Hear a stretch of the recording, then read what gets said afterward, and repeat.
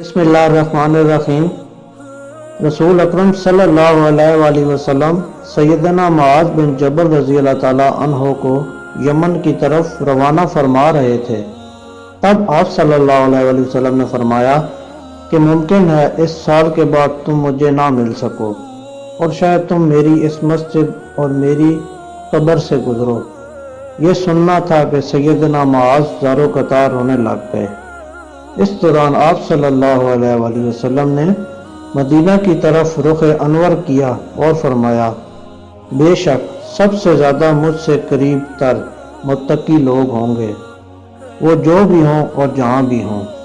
हज़रत मोहम्मद सल्लल्लाहु अलैहि वसल्लम ने फरमाया, जिस मुसलमान की अच्छाई पर 4 शख्स गवाही दे दें, अल्लाह से जन्नत में दाखिल करेगा।